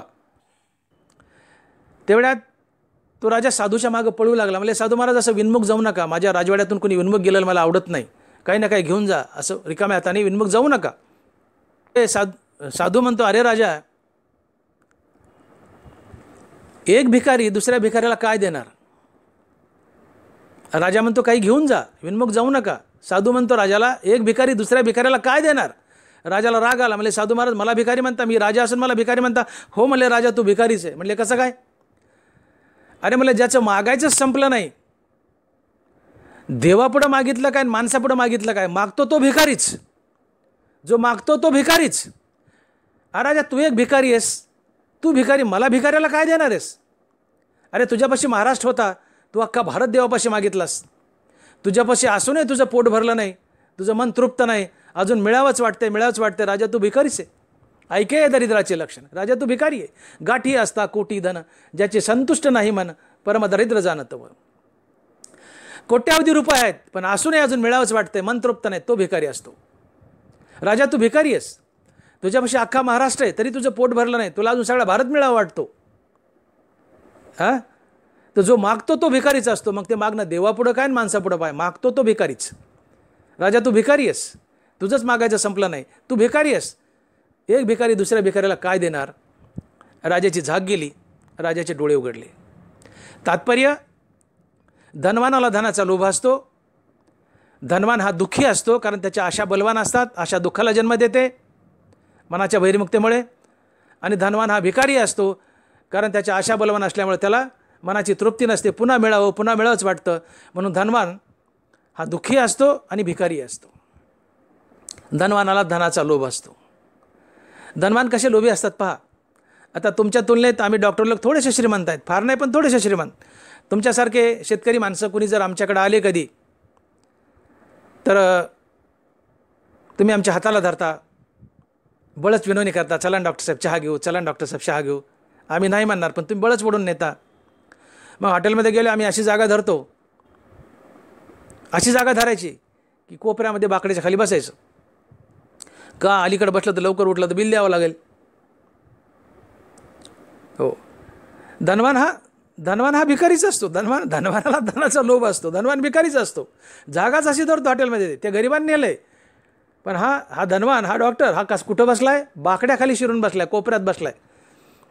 आणि तो गरीब माणूस अलीकडून बसलाय. चहा पिऊन झालं ते बिचारं गरीब पटकन उठतं, काउंटरला जातं, 10-20 रुपये बिल देतं, पानटपरीवर 5-10 रुपये देऊन पान खाऊ घालतं, पुन्हा रामराम करतं, या साहेब म्हणतं, ओळख ठेवा म्हणतं. धनवान असा नसतो. जितका मनुष्य धनवान तितका धनाचा लोभी, तितके आशा बलवान. 10चे 20, 20चे 40 करायचं त्याला पडलेलं असतं. कारण धनवाने हलकट असतं. कारण धनवाला धनाचा लोभ असतो. धनवानाला धनाचा लोभ असतो, हे भर्तृहरी महाराजाचं शल्य आहे.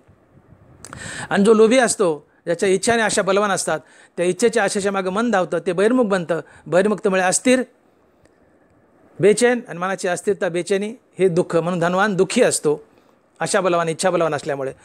आणि तो भिकारी असतो, धनवान भिकारी असतो. का? की गडगंज असू नाही, मनाला तृप्ती नाही, अजून मिळावंच वाटतं म्हणून भिकारी असतो. म्हणून मी जे विधान केलं की धनवान हा दुःखी असतो आणि भिकारी असतो, कारण धनवानाला धनाचा लोभ असतो. आणि म्हणून योग वासिष्ठात असं म्हटलंय की इच्छारहित जगणं एक प्रकारचा मोक्षच असतो, आणि नाना प्रकारच्या इच्छा घेऊन जगणं एक प्रकारचा नरकच असतो. म्हणून इच्छा मारा. बघा काय म्हणतात महाराज, इच्छारहित जगणं एक प्रकारचा मोक्षच आहे, आणि इच्छा घेऊन जगणं एक प्रकारचा नरकच आहे. इच्छेच्या त्यागात निरंतर शांती असते, आणि इच्छा घेऊन जगण्यात निरंतर दुःख असते. इच्छेचा त्याग आमच्या हातात आहे, इच्छा पूर्ती आमच्या हातात नाही आहे. आणि म्हणून इच्छा मारा.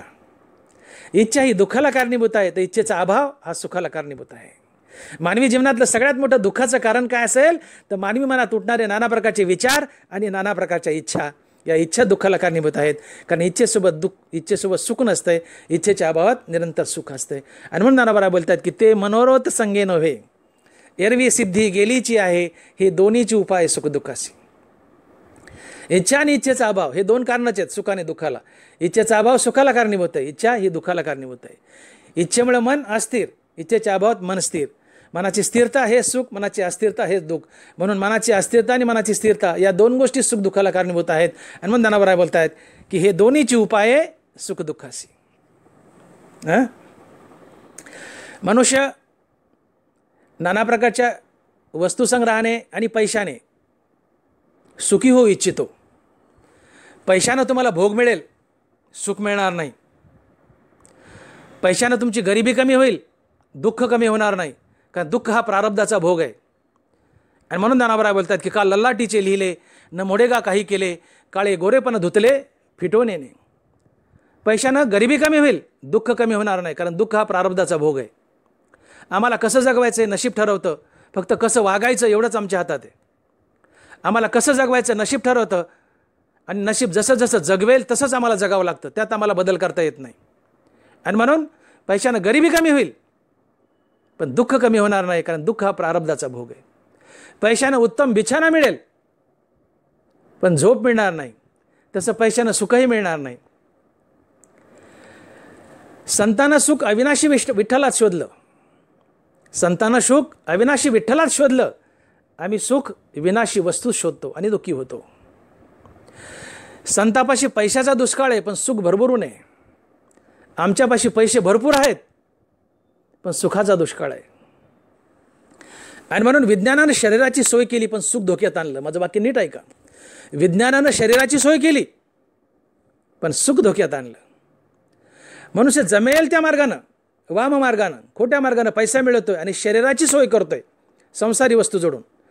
पण शरीराची सोय म्हणजे सुख नव्हे, तर मनाची सोय म्हणजे सुख. आणि मनाची सोय म्हणजे मनाला हरिनामाचा खुराक देऊन त्याला स्थिर बनवणं म्हणजेच सुख होय. आणि या मनाच्या स्थिरतेसाठीच हरिनामात या, परमार्थात या, हरिभजनात या सुख मिळेल. मनाची स्थिरता हेच सुख, मनाची अस्थिरता हेच दुःख.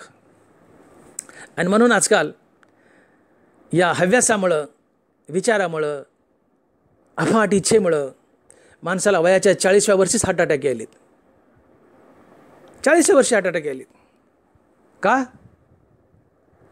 मानवी जीवनात असलेला हव्यास, ताणतणाव, धावपळ, बैठकीचा व्यवसाय, व्यसनाधीनता आणि गलिच्छ आहार या सगळ्या गोष्टीमुळे माणसाला वयाच्या 40व्या वर्षीच हार्ट अटॅक यायलेत. तुम्ही थोडंसं पाठीमागं जाऊन पहा. आपले पूर्वज, आजोबा पंजोबा, 2 बैल, 1 गाडी, 5-10 एकर शेती, तृप्त असायचे, अल्पसंतुष्ट होते. एक अल्पसंतुष्ट मनुष्य देवाला एवढंच मागतो की साई उतना ही दे. कबीर महाराज म्हणतात की साई उतना ही दे जामे कुटुंब समाय. मैं भी भूखा न रहूं और साधू भी भूखा न जाए. देवा मला तेवढंच दे की मी आणि माझं कुटुंब खाऊन पिऊन सुखी असेल, आणि दारात जर एखादा साधू किंवा भिकारी आला तर तो विनमुख जाऊ नये, त्याला वाढण्यासाठी पसाभर माझ्यापाशी असावं. साई उतना ही दे ज्यामे कुटुंब समाय, मैं भी भूखा न रहूं और साधू भी भूखा न जाए. याला अल्पसंतुष्ट म्हणतात. अल्पसंतुष्ट जीवन. पूर्वीच्या काळात फारसे दवाखाने नव्हते, माणसाला रोगराई नव्हती, एक मनुष्य 100 वर्ष जगायचा, जर्जर म्हातारा लाकडासारखा वाळायचा आणि मरायचा. आता 100 गाठणारा माणूस लाखात एखादा सापडतो, किंबहुना सापडतच नाही. वयाच्या 40, 50, 60लाच अटॅक येतात, दनादन मरतात. का?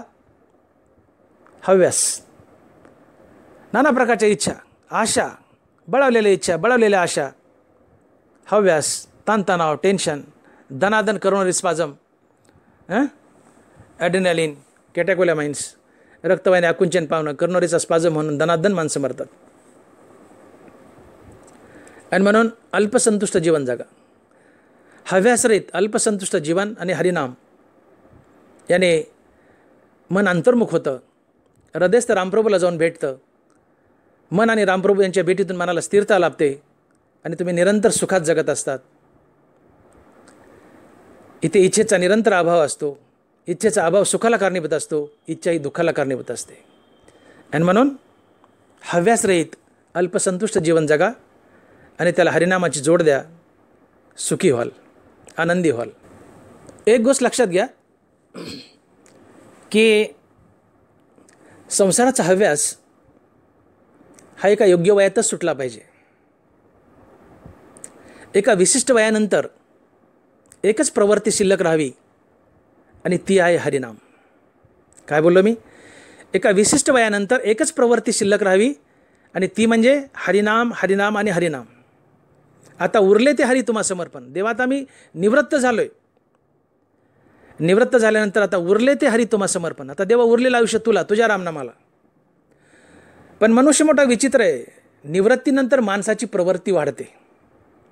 मनुष्य निवृत्त झाल्यावर बी हरिनामाकडे झुकण्याच्या ऐवजी एखादी नवीन नोकरी शोधू लागतो, पार्ट टाईम जॉब बघतो किंवा जनरल स्टोअर किराणा दुकान टाकतो आणि स्वतःला गुंतून घेतो, पण हरिभजनाकडे वळत नाही. दुर्दैव आहे माणसाचं. एका विशिष्ट वयानंतर एकच प्रवृत्ती शिल्लक राहावी आणि ती आहे फक्त आणि फक्त हरिनाम. राजा दशरथाला त्याच्या कानावरील एक पिकलेला केस आरशात दिसला. दुसऱ्या दिवशी राज्य रामप्रभूला देण्याचं ठरवलं. दुर्दैवानं दुसऱ्या दिवशी भगवंताच्या नशिबी, रामप्रभूच्या नशिबी वनवासाला तो भाग निराळा. रामायणात आपल्याला शिरायचं नाही. पण एक केस पिकलेला दिसला. गुरुवारी वसिष्ठाला बोलून घेतलं, म्हणले उद्या मी राज्य रामप्रभूला देऊन टाकतो. योग्य वयात संसार सुटावा, हव्यास सुटावा. एक केस पिकलेला दिसला कानावर, राज्य रामप्रभूला देऊ केलं. इथं आम्ही उभे पिकलो तरी कमराच्या चाव्या सुटत नाहीत. खेदाची बाब आहे. संसार सुटावा, योग्य वयात गळावा, सुटावा. आम्हाला सुख आवडतं पण सुखाचं साधन आवडत नाही. सुखाचं साधन आहे हरिनाम. आम्हाला दुःख आवडत नाही पण दुःखाचं कारण आमच्याकडून सुटत नाही. दुःखाचं कारण आहे आशा, इच्छा. मोठी नदी तरून जायची असेल तर साधन आहे नाव.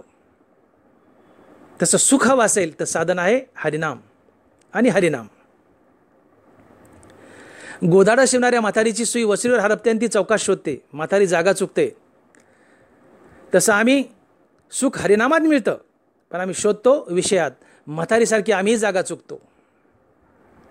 सुख हरिनामात मिळतं, विषय भोगात नाही. विषयी सुख हे बोलण्याची सारखे नव्हे. म्हातारी जागा चुकली तसं आम्ही जागा चुकतो. सुख मिळतं हरिनामाने, आम्ही शोधतो विषयात, जागा चुकतो. सुख फक्त आणि फक्त हरिनामानेच मिळते. आणि म्हणून भंडाऱ्या डोंगरावर फाटक्या अफाट सुखात, फाटक्या कपड्यात अफाट सुखात जगणारे तुकोबाराय आपल्या सुखाचं कारण सांगतात. महाराज म्हणतायत, आम्ही तेने सुखी, आम्ही तेने सुखी मना विठ्ठल विठ्ठल मुखी. भंडाऱ्या डोंगरावर फाटक्या कपड्यात अफाट सुखात जगणारे तुकोबाराय. माझ्या बोलण्याकडे लक्ष द्या. भंडाऱ्या डोंगरावर फाटक्या कपड्यात अफाट सुखात जगणारे तुकोबाराय आपल्या सुखाचं कारण सांगतात. की महाराज म्हणतात, आम्ही तेने सुखी मना विठ्ठल विठ्ठल मुखी.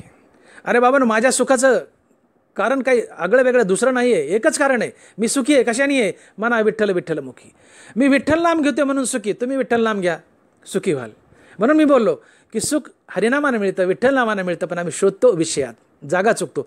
म्हातारी जागा चुकली, सुई हरपली वसरीला, शोधते चौकात. म्हातारी जागा चुकली. सुख मिळतं हरिनामात, आम्ही शोधतो विषयात. आणि म्हणून तुकोबराय बोलतात की आम्ही त्याने सुखी, मना विठ्ठल विठ्ठलमुखी. हो, देह सादर पाहावा निश्चित, सर्व सुख येत नाम आहे. तुकोबराय. भगवंताचं नाम आणि भगवंत या दोनच गोष्टी सुखरूप आहेत. उरलेला जगात, उरलेला संसार दुःखरूप आहेत. माझ्या सुखाचं कारण काय? तुकोबराय बोलतात की मना विठ्ठल विठ्ठलमुखी. तुम्ही विठ्ठल नाम घ्या, सुखी व्हाल. तुकोबरायने आपल्या सुखाचं कारण सांगितलंय. आणि म्हणून हरिनाम केंद्रस्थानी ठेवा आणि हरिनाम केंद्रस्थानी ठेवून संसार करा. सूर्य उगवलाय आणि उजाडलं नाही असं कधीच घडत नाही. सूर्य उगवलाय आणि उजाडलं नाही असं कधीच घडत नाही. तसं हरिनाम घेतलं आणि सुख मिळालं नाही असंही कधीच घडत नाही. सूर्य उगवलाय, उजाडणारच. हरिनाम घेतलंय, सुखाचा अनुभवच येणार. आणि म्हणून तुकोबराय बोलतात की देह सादर पाहावा निश्चित, सर्व सुख येत नाम आहे. नाम हे सुखरूप आहे आणि भगवंत हे सुखरूप आहे. म्हणून हरिनामाला शरण जा. हरिनाम केंद्रस्थानी ठेवा. हरिनामाला केंद्रस्थानी ठेवून संसार करा. जो हरिनामाला केंद्रस्थानी ठेवून संसार करतो त्याला सुख तर मिळतंच, त्याच्या जीवाचं सोनंही होतं, त्याला देवही भेटतो. आणि जो हरिनामाला विनमुख होऊन संसार करतो त्याच्या वाटी दुःखच येतं आणि त्याच्या जीवनाचं मात्रही होतं. हनुमान महाराज बोलतात की हसो स्वातीचे उदक, शुक्ती मोती व्याळे विख, तैसा सज्ञानासी मी सुख, दुःख ते अज्ञानासी. भगवंताला सन्मुख राहून जो सज्ञानी पुरुष भगवंताचं नाम घेत घेत संसार करतो तो सुखी असतो. आणि भगवंताला विन्मुख होऊन भगवंताचं नाम न घेता संसार करतो तो मनुष्य दुःखी असतो. आणि म्हणून हरिनामाला केंद्रस्थानी ठेवा. हरिनामामुळे मनाची अंतर्मुक्ता साधते.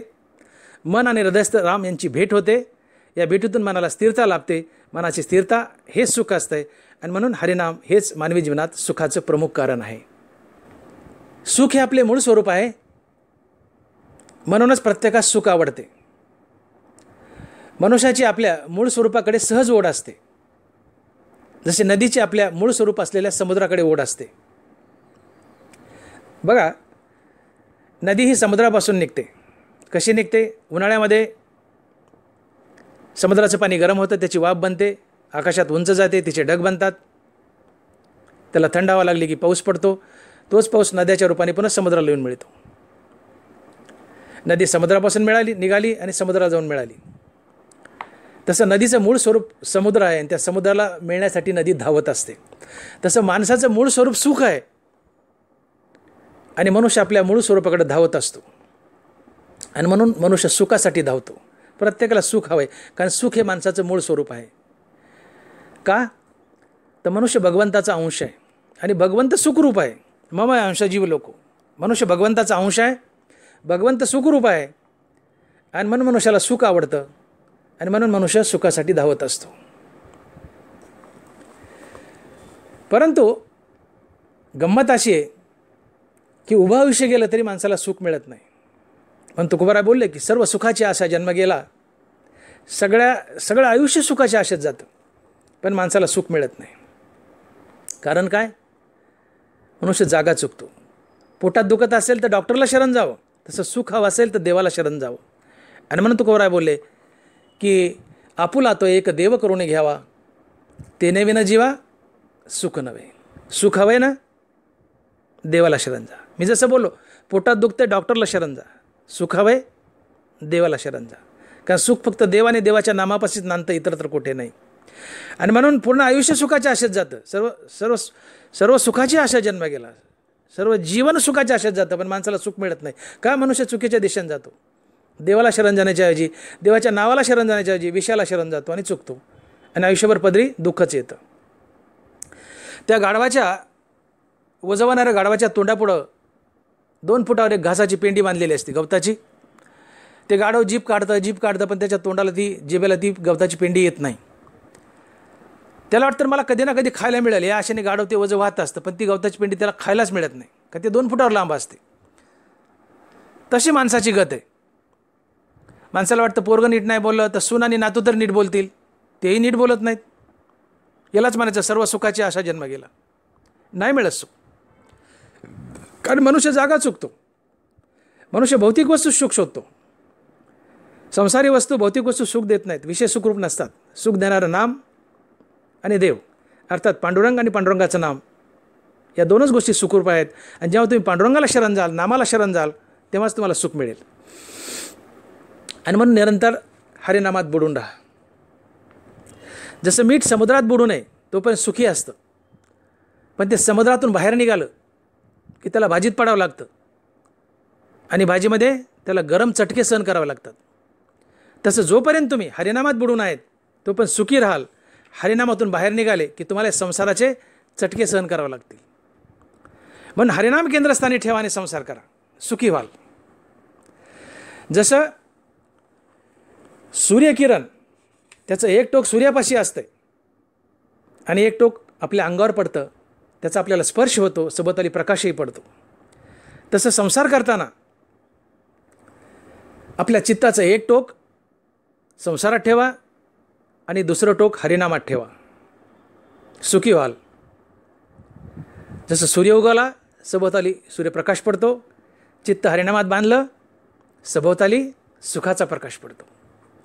बघा, सूर्य उगवला आहे, सूर्याचं किरणाचं एक टोक सूर्यापाशी, दुसरं टोक आपल्या शरीरावर, सभोवताली प्रकाश. संसार करताना आपल्या चित्ताचं एक टोक संसारात आणि चित्ताचं दुसरं टोक हरिनामात, सभोवताली सुखाचा प्रकाश पडेल. सूर्य मावळला, सभोवताली अंधार पडतो. चित्त हरिनामातून मावळलं, सभोवताली दुःखाचा अंधार पडतो. हरिनामाला विन्मुख होऊ नका, हरिनामाला केंद्रस्थानी ठेवून संसार करा, सुखी व्हाल. माता मावल्या हौसेने पैठणी, तशा भारी भारी पैठणीच्या साड्या विकत घेतात. या पैठणीच्या साड्या, हे शालू थोडे खरबरीत आणि चरचरीत असतात, ते अंगाला टोचतात, पैठणी शालू वगैरे. मग माता मावल्या मोठ्या हुशार असतात. आता या साडीमध्येच ब्लाऊज असतो, तो डायरेक्ट जर ब्लाऊज शिवला तर तो अंगाला टोचतो, त्याची जरी त्याचा चरचरपणा वगैरे जे काय असेल तर चरचरीत कापड असते. माता मावल्या मोठ्या हुशार असतात. या साडीमधून ब्लाऊज पीस फाडून काढला तर त्या ब्लाऊज पीसला आतून कॉटनचं अस्तर लावतात. आता कॉटनचं अस्तर लावल्यामुळे तो ब्लाऊज अंगाला टोचत नाही. कॉटनचं अस्तर लावल्यामुळं हा ब्लाऊज अंगाला टोचत नाही. तसं तुम्ही तुमच्या संसाराला हरिनामाचा अस्तर लावा, संसारही तुम्हाला टोचणार नाही, तो सुखरूप वाटेल, आनंदरूप वाटेल. म्हणून हरिनामात या, हरिभजनात या, हरिनाम केंद्रस्थानी ठेवा आणि संसार करा, सुखी व्हाल. इच्छा मरतील, सुखी व्हाल. आणि म्हणून मन, बुद्धी, चित्त, अहंकार ही भगवंताची 4 कुत्री आहेत. आणि भगवंतानं ही 4 कुत्री आमच्या अंगावर सोडली आहेत. मन, बुद्धी, चित्त आणि अहंकार आमच्या अंगावर सोडली आहेत. पण एक संसारिक नियम असा आहे की ज्याचं कुत्रं त्यांनी आवरावं, ज्याचं कुत्रं त्यांनी आवरावं. तुम्ही जर एखाद्याच्या जागलीवर गेले आणि कुत्रं अंगावर आलं तर तुम्ही किती हाड म्हणा, तुम्ही हाड म्हणला तर ते कुत्रं जास्त अंगावर येईल, तुमच्या गळ्यात टांगड्या घालील, किंबहुना चावेल. पण मालक हाड म्हणला की कुत्रं शांत होतं. याचा अर्थ ज्याचं कुत्रं त्यांनी आवरावं. तसं मन, बुद्धी, चित्त, अहंकार ही भगवंताची कुत्रे आहेत, नारायणाची कुत्रे आहेत. ही नारायणापासून निघाली आहेत. मन, बुद्धी, चित्त, अहंकार ही नारायण तत्वापासून निघालीत आणि ती नारायणाच्या नामानं, रामनामानंच आवरल्या जातात. ज्याचं कुत्रं त्यांनीच आवरावं. नारायणानेच या 4 कुत्र्याला हाड म्हणावं, तेव्हा मन, बुद्धी, चित्त, अहंकार ही कुत्री आवरले जातात. अर्थात मनाला आवर घालण्यासाठी साधन जर काय असेल तर ते फक्त हरिनाम, अर्थात रामनाम.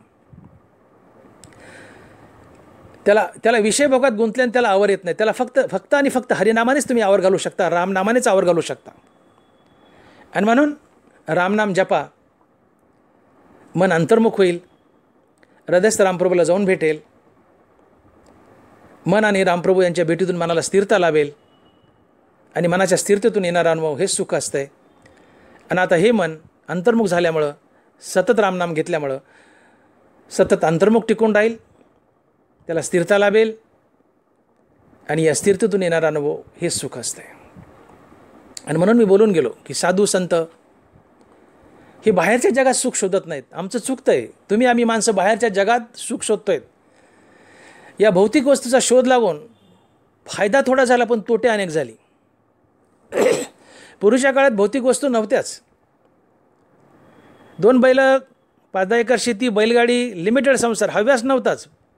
तालमी करायच्या, दूध प्यायचं, पोटापुरती भाजी भाकरी खायची आणि मजा आजा, बस हीच त्यांची मजा आजा होती. भाजी भाकरी, बैलगाड्या, कुस्त्या बिस्त्या, बस एवढंच. आखाडे करायचे. त्यामुळे हव्यास नव्हता. एकत्र कुटुंब पद्धती टिकून राहत होती. परंतु भौतिक वस्तूचा, नाना प्रकारच्या वस्तूचा शोध लागल्यामुळे प्रत्येकाला वाटतं ती भौतिक वस्तू माझ्या घरात असावी.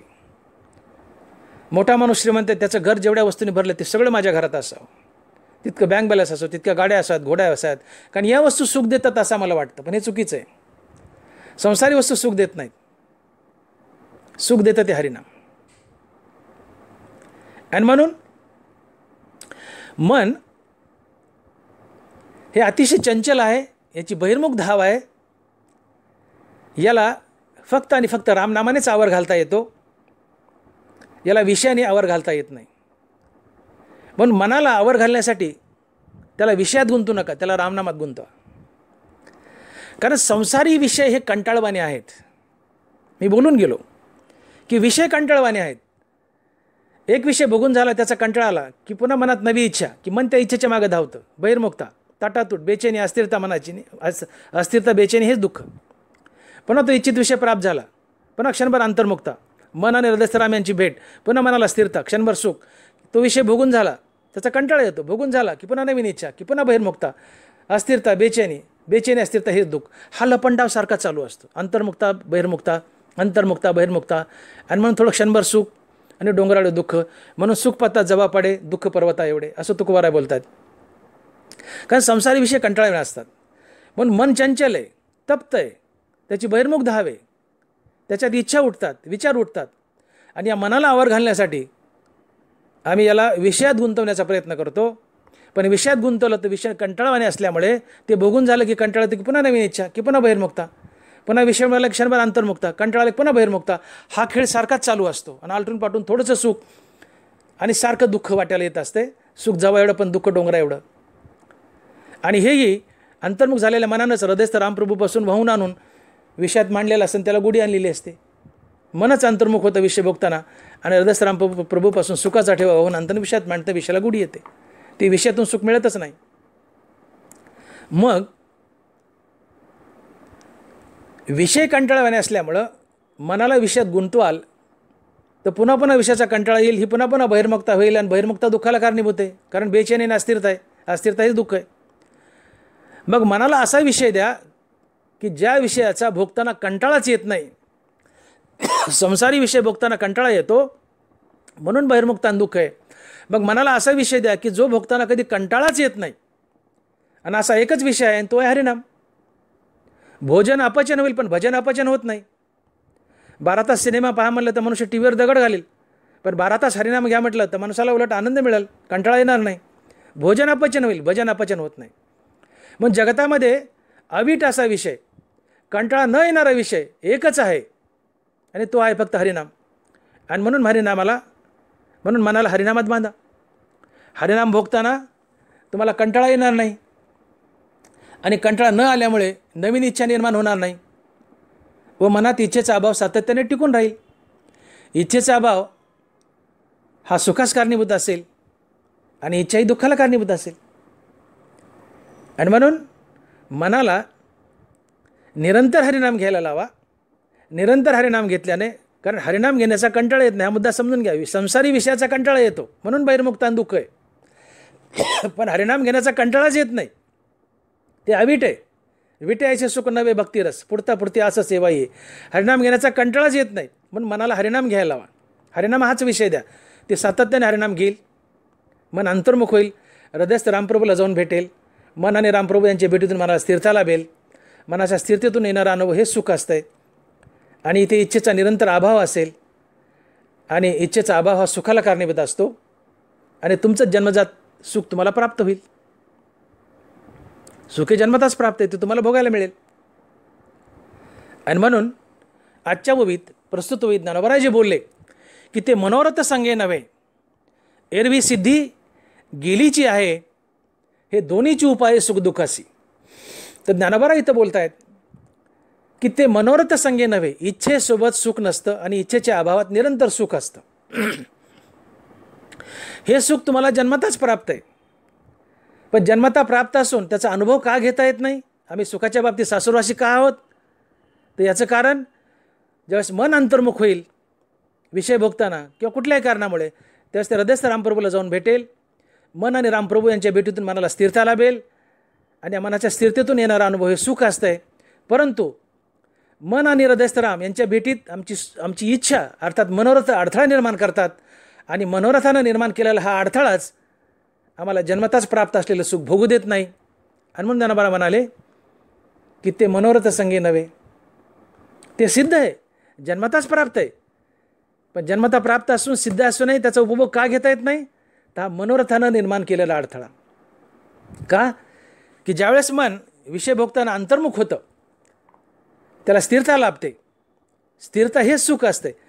परंतु मन आणि आत्मा यांच्या भेटीत ही मनोरथ अडथळा निर्माण करतात. नाना प्रकारच्या इच्छा मनात उठतात आणि इच्छा उठल्या की मन त्या इच्छेच्या पाठीमागे धावतं. मन हा मुद्दा समजून घ्या. मूळ गाभा की ते मनोरथ संगे नव्हे, एरवी सिद्धी गेलीची आहे, हे दोन्हीची उपाय सुखदुःखासी. इच्छेसोबत सुख नसतं, इच्छेच्या अभावात निरंतर सुख असतं. सुख सिद्ध आहे अर्थात जन्मताच प्राप्त आहे, पण प्राप्त असून आम्हाला त्याचा अनुभव येत नाही. आम्ही सुखाच्या बाबतीत सासुरवासी आहोत. का? तर कुठलाही विषय भोगत असताना ज्यावेळेस मन अंतर्मुख होतं, मग ते हरिनामाने हो की विषयभोगाने हो, अंतर्मुख झालेलं मन हृदयस्थ रामप्रभूला जाऊन भेटतं. मन आणि रामप्रभू यांच्या भेटीतून मनाला स्थिरता लाभते. मनाच्या स्थिरतेतून येणारा अनुभव हे सुख असतं आहे. परंतु मन आणि हृदयस्थ राम यांच्या भेटीत आमच्या इच्छा अर्थात आमची मनोरथ अडथळा निर्माण करतात आणि मनोरथाने निर्माण केलेला हा अडथळाच आम्हाला जन्मताच प्राप्त असलेलं सुख भोगू देत नाही. म्हणून जीव सुखाच्या बाबतीत सासुरवासी आहे. का? तर इच्छा मनात निर्माण झाली की मन इच्छेच्या पाठीमागे धावतं. मन आणि हृदयस्थ राम यांची तटातूट होते. ती इच्छित विषय मिळेपर्यंत बेचैन होतं, अस्थिर होतं. मनाची बेचैनी अस्थिरता हेच दुःख असतं आहे. आणि म्हणून मनाची स्थिरता हेच सुख, मनाची अस्थिरता हेच दुःख. या दोनच गोष्टी सुखदुःखाला कारणीभूत आहेत. इच्छेचा अभाव मनाची स्थिरता देतो, इच्छा मनाला अस्थिर बनवतं. म्हणून इच्छेचा अभाव आणि इच्छा ही दोन कारणं सुखदुःखाला कारणीभूत, किंवा मनाची स्थिरता आणि मनाची अस्थिरता या दोन गोष्टी सुखदुःखाला कारणीभूत आहेत. म्हणूनच ज्ञानोबा राय म्हणतात हे दोन्हीची उपाये सुखदुःखासी. पुंडलिक वरदे हरिविठ्ठल श्री ज्ञानदेव तुकाराम गोपाल.